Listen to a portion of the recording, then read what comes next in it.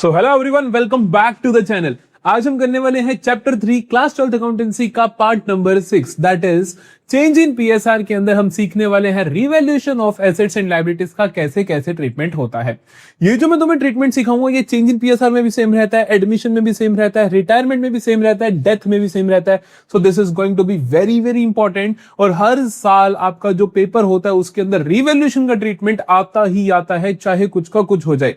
सो अब मान के चलना ये क्लास अब तक मैंने जितना भी तुम्हें अकाउंटेंसी पढ़ाया उसमें सबसे इंपॉर्टेंट क्लास है from exam point of view, क्योंकि रिवैल्यूएशन अकाउंट के बिना कोई भी पेपर नहीं बन सकता है।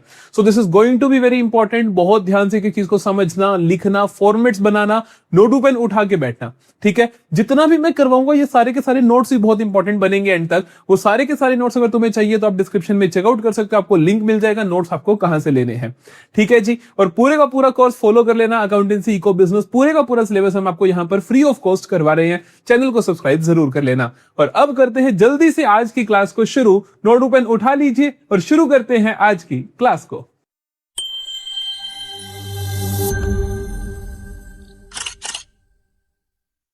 सबसे पहले इसके नोट्स देख लेते हैं कि treatment of revaluation of assets and liabilities कैसे होता है। दो तरीके की सिचुएशंस आपको देखने को मिल सकती हैं, क्या क्या भला। जैसे एक्यूमुलेटेड प्रॉफिट लॉस में दो सिचुएशंस थी, ऐसे यहां भी देखने को मिल सकती है। पहली सिचुएशन क्या होती है कि इफ क्वेश्चन इज साइलेंट, अगर क्वेश्चन साइलेंट है, ठीक है, क्वेश्चन ने नहीं बताया कि आपको कैसे ट्रीट करना है, किसको भला, revaluation of assets and liabilities को, कि एसेट्स और लायबिलिटीज की वैल्यू में जो चेंजेस आ रहे हैं at the time of change in PSR उनका ट्रीटमेंट क्या करना है, अगर उसके बारे में क्वेश्चन साइलेंट है, या फिर partners want to record new values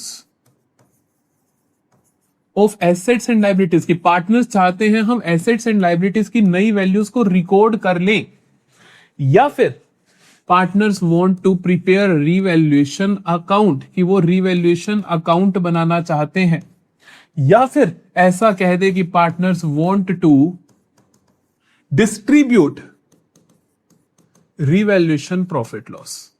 इसके अलावा कुछ नहीं मिलेगा, ये गारंटी है मेरी, ठीक है। जो बातें मैं लिखता हूं मैं तुम्हें बार बार कहता हूं कि मेरी गारंटी होती है कि इनके अलावा कुछ नहीं मिलेगा, क्योंकि मैं बहुत रिसर्च करके अपनी क्लास प्रिपेयर करता हूं, ठीक है बेटा। तो अब हम लिखते हैं, हमें समझ में आया कि क्वेश्चन की भाषा से हम पहचान जाएंगे कि हमें करना क्या है, ठीक है। क्या क्या, पहली चीज की इफ क्वेश्चन इज साइलेंट, कि अगर क्वेश्चन साइलेंट है, या फिर मैं क्या बोल दूं कि पार्टनर्स वांट टू रिकॉर्ड नई values of assets and liabilities की, जो चेंज इन पीएसआर के वक्त हमें पता चला कि ये एसेट जो हमारी बुक्स में 1 लाख की दिख रही है, एक्चुअली में इसकी कीमत तो 1,40,000 है, तो आप नई वैल्यूज को रिकॉर्ड करना चाहते हो अगर, तब।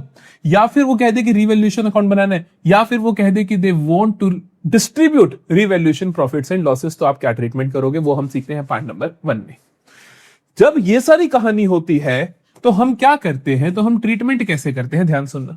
हम एक रिवैल्यूएशन अकाउंट बनाते हैं, हम क्या करते हैं, रिवैल्यूएशन अकाउंट प्रिपेयर करते हैं to show assets and liabilities का इंक्रीज एंड डिक्रीज, ताकि हम बता सकें कि एसेट्स और लायबिलिटी का इंक्रीज डिक्रीज क्या है, और जो भी उसका नेट इफेक्ट होता है, कि मान लो कि एसेट बढ़ गई 40,000 से, लायबिलिटी बढ़ गई 10,000 से, जो भी नेट इफेक्ट होता है वो हम पार्टनर्स में बांट देते हैं। रिवैल्यूएशन अकाउंट का जो नेट इफेक्ट होता है वो क्या कर देते हैं हम बेटा, डिस्ट्रीब्यूट कर देते हैं in old partners capital account. किसमें डिस्ट्रीब्यूट करते हैं, जो भी चीज बांटनी होती है हमेशा पुराने पार्टनर्स में बांटते हैं, ओल्ड पार्टनर्स में आप बांट देते हो, as simple as that. Old partners का मतलब क्या है, पुरानी रेशो हो। और यहां पर जो नई बैलेंस शीट बनेगी, इस तरीके में जो न्यू बैलेंस शीट बनेगी वो कैसे बनेगी, विद न्यू वैल्यूज, नई वैल्यूज के साथ आप नई बैलेंस शीट को बनाओगे। क्यों, क्योंकि पार्टनर्स ने चाहा है कि एसेट्स एंड लायबिलिटीज को नई वैल्यूज पे रिकॉर्ड किया जाए।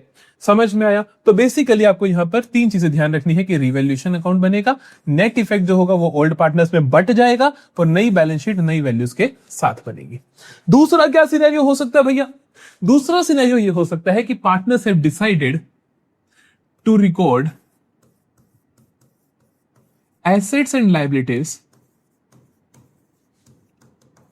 एट ओल्ड वैल्यूज, कि पार्टनर्स ने डिसाइड करा है कि हम एसेट्स एंड लायबिलिटीज की नई वैल्यूज को रिकॉर्ड नहीं करेंगे, पुरानी वैल्यूज पे कंटिन्यू करेंगे। जो 1 लाख की एसेट है उसकी कीमत आज 1,40,000 है, लेकिन हम फिर भी उसको 1 लाख पे ही दिखाना चाहते हैं। या मैं ऐसा कह दूं कि partners have decided to record revaluation of assets liabilities by passing single adjustment entry. Single adjustment entry कि पार्टनर्स ने डिसाइड करा है कि वो एसेट लाइबिलिटीज का जो रिवैल्यूएशन है उसको सिर्फ और सिर्फ एक जनरल एंट्री पास करके, सिंगल एडजस्टमेंट एंट्री पास करके वो रिकॉर्ड करना चाहते हैं। या फिर वो आपको बोल सकता है partners have decided not to distribute revaluation profit loss. हर एक का मतलब यही है, फिर से इनके अलावा आपको कोई भी तरीका नहीं मिलने वाला है। ठीक है, 3 चीजें बोली मैंने। क्या? या तो क्वेश्चन आपको ऐसा बोलेगा कि to record assets and liabilities, पुरानी वैल्यूज पे एसेट लायबिलिटी को दिखाना, नई वैल्यूज पे रिकॉर्ड नहीं करना।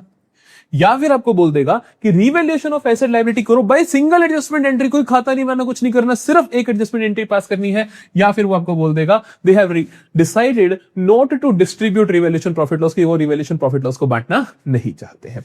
ठीक है बेटा, अब इस केस में ट्रीटमेंट कैसे होता है? इस केस में ट्रीटमेंट होता है, पहले तो आप नेट इफेक्ट निकालोगे। तो आप क्या करोगे? Net effect of revaluation of assets liability. जो भी एसेट लायबिलिटी का नेट इफेक्ट आया, वो नेट इफेक्ट आपने यहां पर भी निकालना है, लेकिन यहां पर आपको खाता बना के निकालना है, वहां पे बिना खाता बनाए निकालना है, बस इतना ही। जो भी नेट इफेक्ट आएगा, जब बांटना होता तो हम बांट देते हैं, यहां पे हमने कहा ना कि जो भी नेट इफेक्ट आया वो बांट दो पार्टनर्स में। लेकिन जब अपने सिंगल एडजस्टमेंट एंट्री करनी होती है, हम पहले भी सीख चुके हैं, तब क्या करना होता है? जो भी नेट इफेक्ट आया वो क्या होगा? वो नेट इफेक्ट क्या होगा? पॉजिटिव होगा या नेगेटिव होगा, मतलब प्रॉफिट होगा रिवैल्यूएशन पे या रिवैल्यूएशन पे लॉस होगा। अगर वो प्रॉफिट होगा तो एंट्री बनेगी गेनिंग टू सैक्रिफाइसिंग। तो एंट्री क्या बनेगी बेटा, जल्दी बताओ? Gaining to sacrificing. अगर वो नेगेटिव हुआ तो एंट्री क्या बनेगी? Sacrificing to gaining. क्या मेरी बात समझ में आई? तो अगर तो पॉजिटिव आया तो गेनिंग टू सैक्रिफाइसिंग, नेगेटिव आया तो सैक्रिफाइसिंग टू गेनिंग। और जो न्यू बैलेंस शीट बनेगी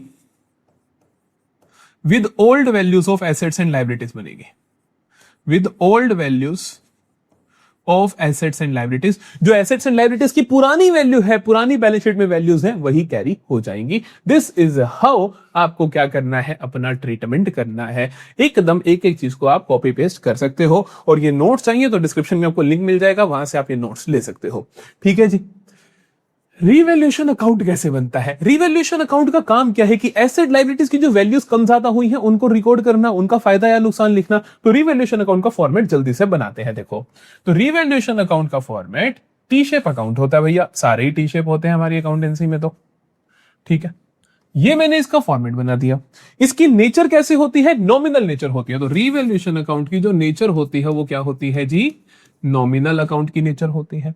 हम लिखते हैं यहां पर रिवैल्यूएशन अकाउंट। ये है इसकी डेबिट साइड, ये इसकी क्रेडिट साइड। नॉमिनल नेचर होती है, हम यहां पर लिखते हैं पर्टिकुलर्स रुपीस, पर्टिकुलर्स रुपीस। ठीक। नॉमिनल नेचर का मतलब होता है debit all expenses and losses, credit all incomes and gains. कोई भी फायदे हो, कोई भी गेन्स हो तो यहां आएंगे, कोई भी लॉसेस हो तो यहां डेबिट में आएंगे। समझ गए? अब आप मेरे को बताना एसेट लायबिलिटी के बढ़ने कम होने से क्या होता है। अगर मैं कहूं कि एसेट की वैल्यू बढ़ गई, फायदा होगा नुकसान होगा? भैया फायदा हुआ ना, एसेट की वैल्यू बढ़ गई। अगर एसेट की वैल्यू बढ़ गई तो फायदा हुआ। तो फायदे आप कहां लिखोगे? इधर लिखोगे। तो आप क्या लिखोगे? By increase in asset. समझ आया बात? कि एसेट की वैल्यू बढ़ गई तो इधर आएगी। अगर मैं कहूं कि एसेट की वैल्यू कम हो गई, फायदा हुआ नुकसान हुआ? नुकसान हो गया तो इधर आ जाएगा। क्या लिखेंगे? To decrease in asset. ये ध्यान रखना, जितना इंक्रीज हुआ जितना डिक्रीज हुआ उतना ही लिखने की। अगर एक एसेट की कीमत 1 लाख थी, अब 1,40,000 हो गई, तो सिर्फ 40,000 ही आप यहां पर दिखाओगे, पूरा नहीं दिखाओगे, क्योंकि जितना फायदा उतना ही। लायबिलिटी के बारे में सोचे, लायबिलिटी की वैल्यू बढ़ गई, अब आपको ज्यादा पैसा देना है तो आपका लॉस है। लायबिलिटी की वैल्यू बढ़ जाए तो इधर आएगा टू इंक्रीज इन लायबिलिटी। ठीक है। लायबिलिटी की वैल्यू कम हो जाए तो आपका फायदा है, तो आप इधर लिखोगे बाय डिक्रीज इन लायबिलिटी। क्या मेरी बात समझ में आ रही है? ठीक है। और देखते हैं, अगर एक अनरिकॉर्डेड एसेट मिल जाए कि आपको पता चले ये एसेट तो बिजनेस में थी, हमें पता ही नहीं है, आप उसको रिकॉर्ड करोगे तो क्या होगा? फायदा होगा। तो बाय अनरिकॉर्डेड एसेट मिल जाए, और इसी तरीके से अनरिकॉर्डेड लायबिलिटी भी मिल सकती है, तो नुकसान होगा। तो इधर लिखोगे टू अनरिकॉर्डेड लायबिलिटी। क्लियर है क्या कहानी? ठीक है। इसका जो बैलेंसिंग फिगर आएगा, इसका जो बैलेंसिंग फिगर आएगा वो क्या होगा, वो होगा रिवैल्यूएशन प्रॉफिट लॉस, है ना। ये सारे रिवैल्यूएशन पे फायदे हुए, ये सारे नुकसान हुए। यहां पर कुछ और आइटम से मिल सकती है, आपको मैं बता देता हूं क्या मिल सकती है आपको। देखो, आपको मिल सकता है टू बैंक अकाउंट। कई बार रिवैल्यूएशन के समय आपको कुछ एक्सपेंस करने पड़ते हैं, जिसे हम बोलते हैं रिवैल्यूएशन एक्सपेंस अकाउंट। तो ये भी लिख लेना कि क्या होता है कि रिवैल्यूएशन कराते हैं ना जिससे, तो उसको पैसे देने पड़ते हैं, तो उसको पैसे देने के लिए to bank account revaluation expenses, बस और कुछ नहीं। अब मेरी बात ध्यान से सुनना कि ये जो मेरे पास अब क्रेडिट साइड अगर बढ़ी हुई डेबिट से, तो प्रॉफिट हुआ कि लॉस हुआ? फायदे हैं, फायदे ज्यादा हुए नुकसान से, तो क्या होगा? Revaluation profit. तो बैलेंसिंग फिगर किधर आएगा सोचो, अगर ये साइड 1 लाख है, ये 80,000 है, तो बैलेंसिंग फिगर यही आएगा। इसका नाम क्या होगा? प्रॉफिट। तो इसको आप क्या बोलोगे? To revaluation profits transfer to old partners capital account. समझ में एक बात? ओल्ड पीएसआर में ये ज्यादा है, इससे तो प्रॉफिट है, और यहां पर आपको बैलेंसिंग फिगर देखने को मिल जाएगा। ये बैलेंसिंग फिगर है। सिमिलरली अगर ये साइड इससे ज्यादा होती तो इधर बैलेंसिंग फिगर आता, इसको स्टार डाल दो कि ये होगा या ये होगा, तो आप लिखते by revaluation loss, by revaluation loss transfer to old partners. समझ में आई क्या बात? जल्दी बताओगे? क्लियर है कहानी? क्लियर है कहानी? दिस इज हाउ आपको रिवैल्यूएशन अकाउंट बनाना है। और जो पार्ट नंबर 2 था ना, जिसमें अकाउंट नहीं बनाना होता, उसमें भी काम यही करना है कि ये सारे प्लस कर दो, ये सारे माइनस कर दो, नेट बैलेंस आ जाएगा। इसका जो नेट इफेक्ट आया प्रॉफिट माइनस लॉस करने पे, जो नेट इफेक्ट आया वो आपने क्या करा? पुराने पार्टनर से बांट दिया। क्या करा आपने? पुराने पार्टनर से बांट दिया, ओल्ड पार्टनर सारे का सारा बांट दिया, डिस्ट्रीब्यूट कर दिया है। समझ गए? चलो क्वेश्चंस करके देखते हैं और कहानी क्लियर होगी। पहला सवाल देखते हैं। क्वेश्चन कहता है P, Q and R are partners in a firm sharing profits and losses in the ratio of 4:3 में प्रॉफिट्स एंड लॉसेस शेयर कर रहे हैं। From 1 April 2026 they decide to share future profits equally. अब वो लोग बराबर बराबर बांटेंगे। चेंज इन पीएसआर का सवाल है। The following revaluation is agreed upon. ये सारी चीजों का रिवैल्यूएशन हमने अग्री करा है। पहली चीज कहता है stock revalued at 70,000, stock valued at 70,000, जिसकी कीमत 70,000 है, इज नाउ वैल्यूड एट 65,000। तो हमें दिख रहा है घाटा हो गया। इस तरीके से सारी चीजों को अपने को पढ़ना है। बनाना क्या है? कहता है prepare the revaluation account and pass general entries. Account भी बनाना है, जनरल एंट्रीज भी करनी है। पहले अपन अकाउंट बना लेते हैं, ठीक है, फिर हम जनरल एंट्रीज भी सीख लेंगे। पहले हम अकाउंट बना लेते हैं, ठीक है? ठीक है जी। तो हम जल्दी से रिवैल्यूएशन, सभी बच्चे फॉर्मेट्स बनाएंगे, सभी बच्चे फॉर्मेट्स बनाएंगे। रिवैल्यूएशन अकाउंट का फॉर्मेट बनाओ, साथ में करते हैं पूरा सवाल। रिवैल्यूएशन अकाउंट, ये डेबिट है, ये क्रेडिट है, ठीक। कहता है पी क्यू आर पार्टनर्स है 433 में, नई रेशो इनकी इक्वल है। कहानी देखो, कहते हैं stock valued at 70,000 is now valued eight 65,000। Stock जिसकी कीमत 70,000 है, अब हमने उसकी रीवैल्यू करके 65,000 पे लिया। फायदा हुआ कि नुकसान हुआ? 70,000 वाली एसेट को 65,000 पे लेके जा रहे हो, तो डिक्रीज इन एसेट है, नुकसान हुआ। तो आप डेबिट साइड में लिखोगे क्या? To stock account. ऐसे डिक्रीज इन स्टॉक नहीं लिखना, सिर्फ टू स्टॉक। वैसे अकाउंट भी मत लिखो, ठीक है? तो इसी तरह लिख दोगे टू स्टॉक, एक ही बात है। तो टू स्टॉक कितना है मेरे बेटा? टू स्टॉक कितना आया मेरे पास? 5,000। क्लियर है जी कहानी? ये बताएंगे। फिर आता है आपके पास machinery costing 1 lakh is now valued at 1,20,000। Machine जिसकी कॉस्ट 1 लाख थी, अब उसकी नई वैल्यू 1,20,000 है। फायदा हो गया, फायदा हो गया, 20,000 का प्रॉफिट हो गया। तो क्रेडिट साइड में देखेगा, क्रेडिट साइड में क्या लिखोगे? By machinery 20,000। समझ आ रही है बात? अगला देखो, a provision for doubtful debts is to be created 5% on the debtors of 50,000। आपको एक नया प्रोविजन बनाना है। नया प्रोविजन बनाने का मतलब यह होता है कि प्रॉफिट्स में से कुछ पैसा सेट असाइड कर देना है किसी पर्टिकुलर पर्पस के लिए। तो आपको नया प्रोविजन बनाना है। ये जो प्रोविजन बनने से आपका प्रॉफिट कम होता है, तो ये आपके लिए लॉस है। तो 5% तो 50,000 कितना होगा? 2,500 रुपए लॉस है। तो ये रिवैल्यूएशन की डेबिट में जाएगा। क्या लिखोगे? To provision for doubtful debts 2,500, ठीक है। An unrecorded liability of 6,000 is to be provided for. आपको एक अनरिकॉर्डेड लाइबिलिटी प्रोवाइड करनी है 6,000 के लिए। अनरिकॉर्डेड लाइबिलिटी, तो नुकसान हुआ क्योंकि अनरिकॉर्डेड लाइबिलिटी आ गई आपके पास, तो नुकसान लिखोगे 6,000 का। इधर लिखोगे आप टू अनरिकॉर्डेड लाइबिलिटी 6,000। और देखो, अब building worth 2.5 lakh was not record. अरे भाई साहब बिल्डिंग, ये क्या बकवास है, ये क्वेश्चन बकवास है, ऐसे थोड़ी होता है। बिल्डिंग रिकॉर्ड नहीं करी होगी, सोचो। चलो मान लेते हैं, कहता building worth 2,50,000 was not recorded in the books. कर लो, चलो रिकॉर्ड कर लो। एसेट रिकॉर्ड करो कि अनरिकॉर्डेड एसेट है, फायदा हुआ नुकसान हुआ, भैया फायदा होगा क्योंकि एसेट रिकॉर्ड कर रहे हैं, तो लिखो बाय। ये तो बहुत ही अजीब बात कर दी, क्या बिल्डिंग दिखी नहीं थी आज तक तुम्हें? बिल्डिंग अकाउंट 2,50,000, समझ आया? सारी की सारी चीजें कर दी हैं। अब चलो, अब इसको जल्दी से टोटल मारो, टोटल मारो। किधर ज्यादा है? ऑफ कोर्स इधर 2.5 लाख है, तो 2,70,000 हुआ। इधर भी 2,70,000 लिखो, ठीक।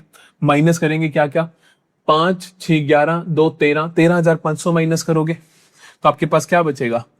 To revaluation profits. प्रॉफिट्स बचेंगे ना बेटा, ट्रांसफर टू।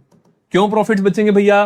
क्योंकि ये ज्यादा है ना। कितने बचेंगे? 2,70,000 में से 13,500 हटा दो। 270 में से 10,000 गया, 260, 260 में से 3 गया, 257, 256,500, तो 256,500 ये बचेगा, ठीक है। अच्छा अच्छा अच्छा अच्छा, कैसे बांटोगे? पुराने पार्टनर से PQR में 433 में बांट दोगे, तब क्या लिखोगे? 2 P's capital, Q's capital, R's capital. समझ के? 4:3:3 में बांटोगे तो इस टोटल के 4, 3, 7 और 3 10 हिस्से कर दोगे। 10 हिस्से कर दोगे, 4 से मल्टीप्लाई करके यहां लिखोगे, 3 से मल्टीप्लाई करके यहां लिखोगे, 3 से मल्टीप्लाई करके यहां लिखोगे।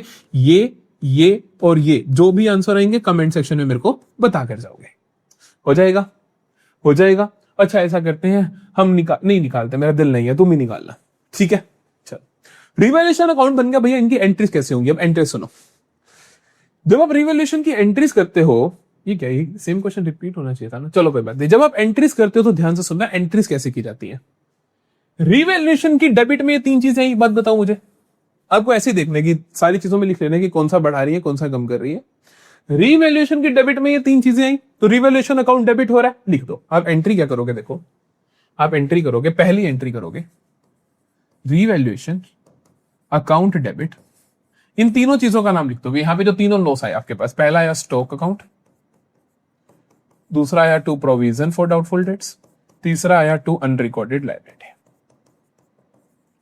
समझ गए? रिवैल्यूएशन जिस चीज से डेबिट हुआ, एक ही एंट्री पास कर दो, अलग अलग करने की जरूरत नहीं है।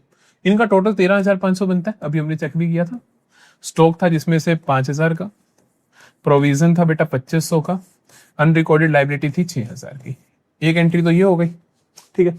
दूसरी एंट्री क्रेडिट साइड वाली, जो जो डेबिट हो रहा है उनको डेबिट, रिवैल्यूएशन क्रेडिट हो रहा है तो रिवैल्यूएशन की क्रेडिट साइड में आ रहा है तो रिवैल्यूएशन अकाउंट क्रेडिट होगा, बाकी दोनों डेबिट होंगे। मशीनरी और बिल्डिंग डेबिट होंगे, machinery account debit, building account debit to revaluation account, ठीक है। रिवैल्यूएशन की क्रेडिट में ये दोनों आ रहे हैं, कितना कितना, 20 और 2,50,000, तो हम लिखेंगे 20,000 और 2,50,000। ये बन गया मेरे पास 270। ये बातें समझ में? तीसरी एंट्री क्या बनती है भैया? रिवैल्यूएशन की डेबिट में बैलेंस फिगर आ रहा है, revaluation profits.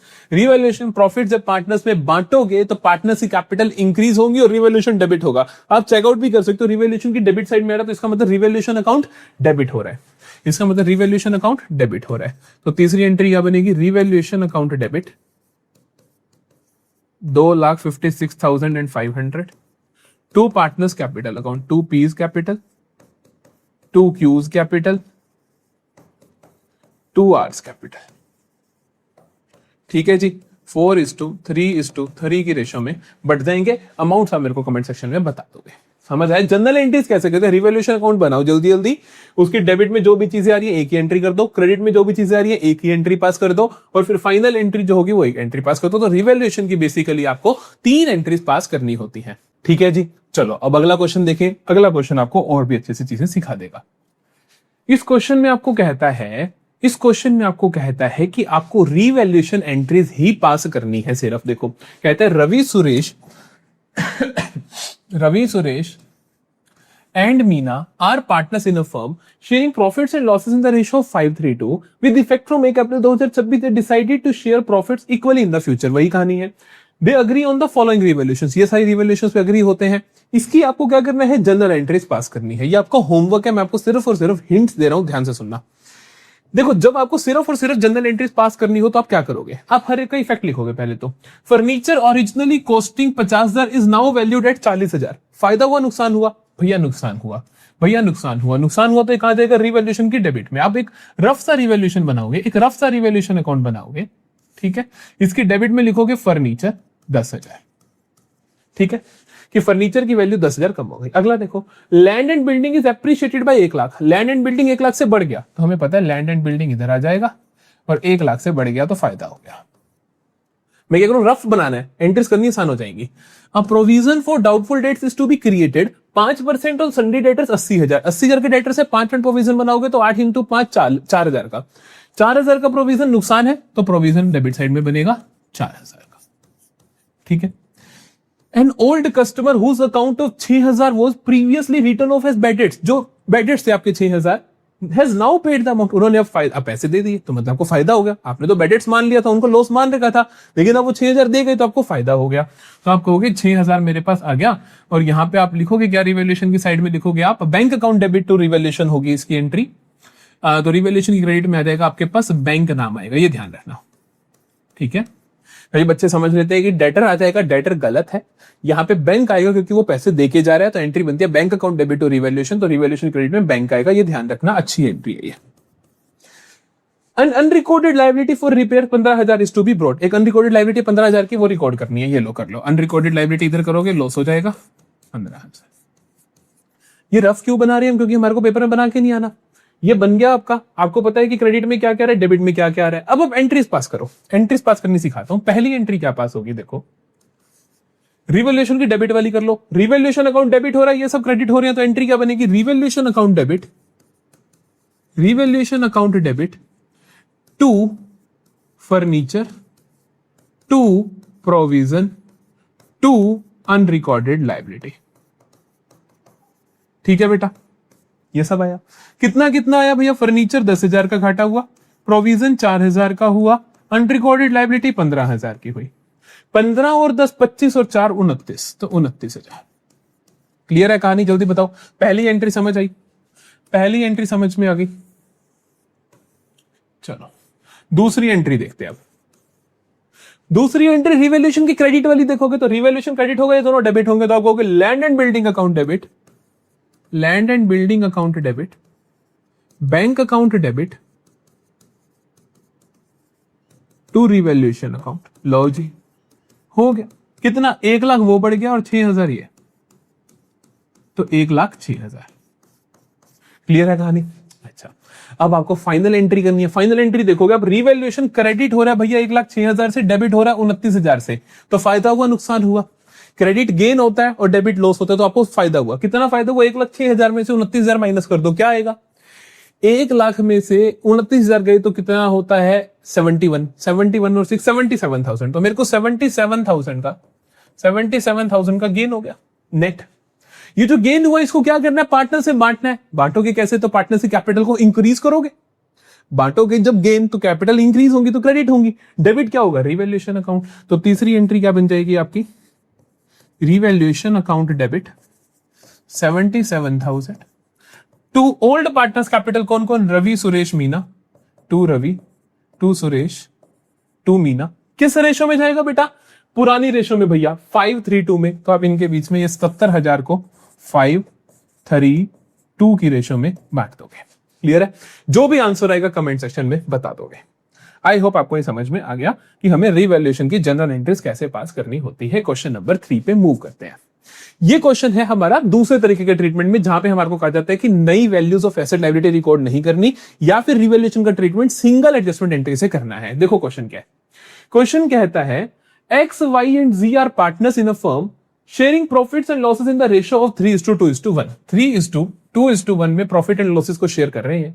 They decided to change their profit sharing ratio to 2:2:2. ये 2:2 में बांटना चाहते हैं कल, with effect from 1 April 2024. They agreed not to open a revaluation account. इन्होंने एग्री करा कि रिवैल्यूएशन अकाउंट ओपन नहीं करना चाहते हैं।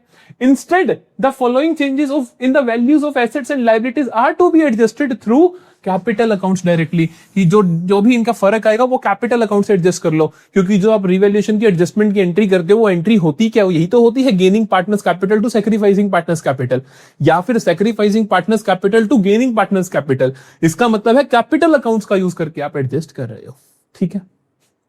तो बेसिकली अपने को एडजस्ट करना है। इस केस में आपको नेट इफेक्ट निकालना होता है। नेट इफेक्ट कैसे निकलेगा, जो भी आपके रिवैल्यूएशन प्रॉफिट हो रहे हैं उसमें से लॉसेस को माइनस करके। तो आप लिखोगे सॉल्यूशन, ध्यान से देखना, इसी तरीके से पेपर में अटेम्प्ट करके आना है आपको। Calculation of net effect, calculation of net effect. क्या आएगा बेटा जी नेट इफेक्ट, ध्यान से देखना। फायदे में से नुकसान माइनस करोगे। लैंड एप्रिशिएटेड बाय 30,000, लैंड की वैल्यू बढ़ गई, फायदा हुआ नुकसान हुआ, फायदा हुआ, तो हम कहेंगे कि इंक्रीज इन लैंड 30,000, फायदा हुआ। Plant and machinery depreciated by 20,000, plant and machinery कम हो गई 20,000 से, माइनस कर दो। डिक्रीज इन मशीनरी 20,000 से आप क्या कर दोगे बेटा, माइनस कर दोगे। Provision for doubtful debts to be increase by, provision को बढ़ाना है, मतलब प्रोविजन क्या होता है, आपका प्रॉफिट में से हिस्सा निकालना पड़ेगा, तो ये नुकसान हो गया, प्रोविजन को बढ़ाओगे तो कितना, 3,000 से नुकसान हो गया, तो हम कहेंगे कि इंक्रीज इन प्रोविजन, माइनस कर दोगे बेटा, 3,000 से माइनस कर दोगे। और देखो unrecorded asset of 10,000 is to be recorded, 10,000 की अनरिकॉर्डेड एसेट रिकॉर्ड कर लो, फायदा हो गया, हम प्लस करेंगे अनरिकॉर्डेड एसेट कितने से, 10,000 से। समझ गए, ये आ गया आपका net effect. Net effect positive आया तो एंट्री होगी गेनिंग टू सैक्रिफाइसिंग, नेगेटिव आया तो एंट्री होगी सैक्रिफाइसिंग टू गेनिंग। देखें 30 - 20 + 10, 10 - 3 7, 7 और प्लस 10 17,000। नेट इफेक्ट क्या है आपका, पॉजिटिव आया, मतलब मैं कह सकता हूं कि रिवैल्यूएशन पे गेन हुआ है आपको अल्टीमेटली। एंट्री क्या बनेगी, गेनिंग टू सैक्रिफाइसिंग, उसके लिए आपको गेन सैक्रिफाइस भी निकालना पड़ेगा, तो अगला काम क्या है आपका, calculation of gain sacrifice. Gain sacrifice का कैलकुलेशन हम सीखते हैं, क्या होगा, हम कहेंगे अच्छा गेन सैक्रिफाइस कैसे निकालेंगे, न्यू माइनस ओल्ड कर देंगे या ओल्ड माइनस न्यू, जो तुम्हारा दिल करता है। मैं न्यू माइनस ओल्ड करता हूं। एक्स का नया कितना है बेटा, 2/6, पुराना कितना है 3/6, -1/6, तो सैक्रिफाइस। y का देखें, y का आएगा न्यू कितना है, y का 2/6, पुराना कितना है, y का 2/6, कितना आया 0। z का देखो, न्यू कितना है 2/6, पुराना कितना है, 1/6, तो 1/6 क्या आ गया, गेन आ गया। तो गेन कर रहा है z और सैक्रिफाइस कर रहा है x, तो हमारी एंट्री क्या बनेगी, z is capital account debit, Z is capital account debit to X capital account, to X capital account। Z का क्या आएगा 1/6, तो 1/6 ऑफ 17,000। आई थिंक ये सही से आने का आंसर है ना। एक काम करो, एक मिनट, हाँ इंक्रीज 17,000 डिवाइड नहीं होगा पूरा, कोई बात नहीं, परेशान नहीं होते हम ऐसा 17,000/6 लिख के 2,833 रुपए, 2,833 लो जी, समझ आया। तो बेसिकली यहां पर जो हमने एंट्री करी वो कैसे करी, using the capital accounts, single adjustment entry करी हमने, सिंगल एडजस्टमेंट एंट्री करके रिवैल्यूएशन को रिकॉर्ड कर दिया। इससे पहले जब हम रिवैल्यूएशन की ट्रीटमेंट्स कर रहे थे तो हमें क्या करना पड़ रहा था, मल्टीपल एंट्रीज करनी पड़ रही थी। पहले तो हमने रिवैल्यूएशन के फायदे लिखे, रिवैल्यूएशन पे नुकसान लिखे, ये नहीं, ये रिवैल्यूएशन के नुकसान, रिवैल्यूएशन के फायदे और नेट इफेक्ट ऑफ रिवैल्यूएशन, समझ गए। या फिर हमने इसका खाता भी बनाया था, हमने दोनों तरीकों से इसके ट्रीटमेंट्स सीख लिए थे। तो यहां पर रिवैल्यूएशन अकाउंट का हर तरीके का ट्रीटमेंट खत्म होता है। आई होप आपको समझ आया होगा। समझ आया तो कमेंट सेक्शन में डन लिखकर जरूर जाना, अपने नाम की अटेंडेंस जरूर लगा देना। मिलेंगे नेक्स्ट लेक्चर में, चैनल को सब्सक्राइब जरूर कर लेना, अच्छे से पढ़ाई करते रहो। मिलते हैं अगली वीडियो में, बाय बाय।